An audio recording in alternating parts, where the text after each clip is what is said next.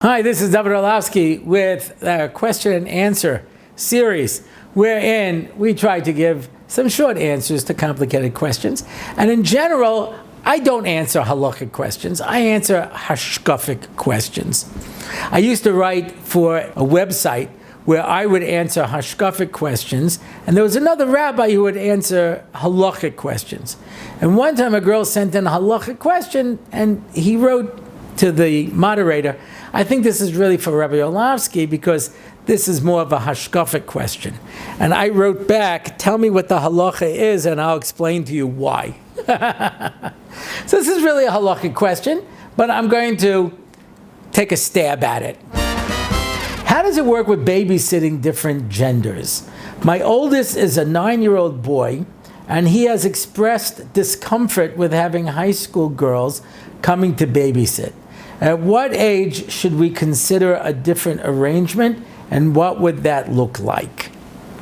So the Gemara says that the law of yichud, of a man and woman being alone, applies when a girl is over 3 and a boy is over 9. So your son has a correct sense that there's something going on here.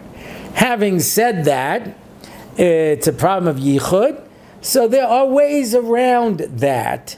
You know, if you have several other people, if you leave the door open, there are different heterim.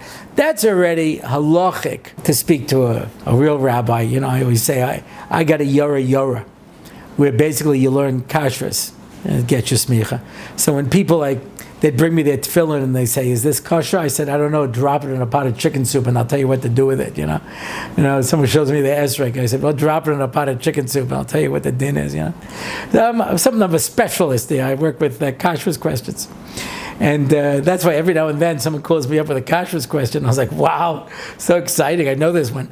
So I can't give you in what situations the yichud would apply or not. But it does have a keen sense. So what do? This is a big problem today. I will not minimize it. Because when I was newly married, there were a lot of girls who wanted to babysit in order to make some money.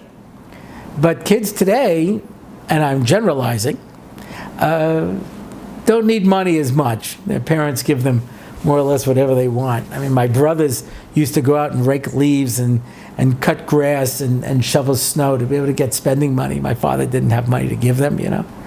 And there used to be guys who would volunteer to babysit too. So if you can find a male older fellow to babysit, you know, a high school boy or something like that, that of course would be ideal. If not, then you would have to consult a halachic authority to figure out what to do in that particular instance. Thank you very much, David Orlofsky, with our question and answer series.